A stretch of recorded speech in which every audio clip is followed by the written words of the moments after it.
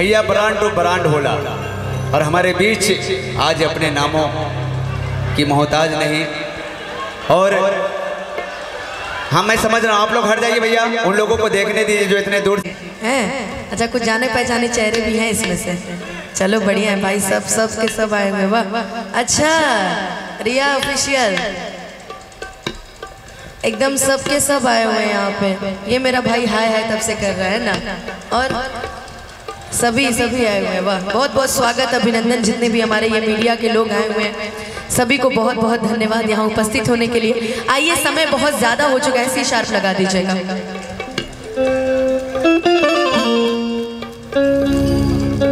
और बड़े प्यार से आज जलालगढ़ वासियों ने मुझे यहाँ बुलाया है, पर कहते हैं ना कि जब बारिश हो जाती है तो क्या कहा जाए,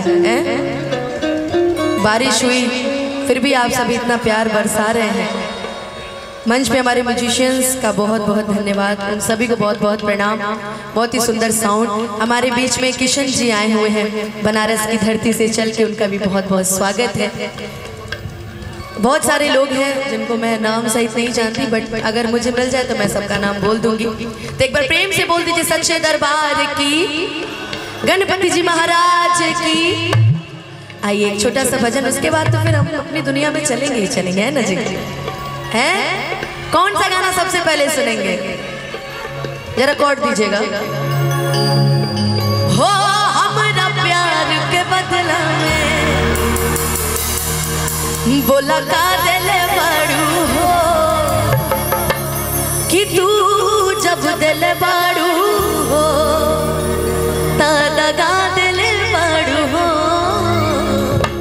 कि तू जब दिल बाड़ू हो दगा दिल बाड़ू हो, कि दिल ना लगई हा और फेरू जनी आई हा, कि अब जा जा जा जा भुला जाई। गाना लगता है ज्यादा दिल टूटा है आप लोग का, है ना? बहुत ज्यादा जब ज्यादा दिल टूट जाए ना तो ये गाना भी गा देना चाहिए कि नहीं तहरा से तनिको डरब राजा जी, कि जहिया मारब तहरे नाम धरब राजा जी।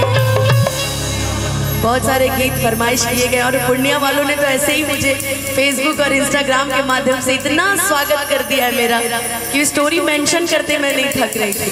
खैर आइला बारात करे या कि हमसे बात करे, मांगे में मोबाइल नंबर लगातार हाथ धरे, और कि कच कच मारा तारुआ पियर फराक वाली।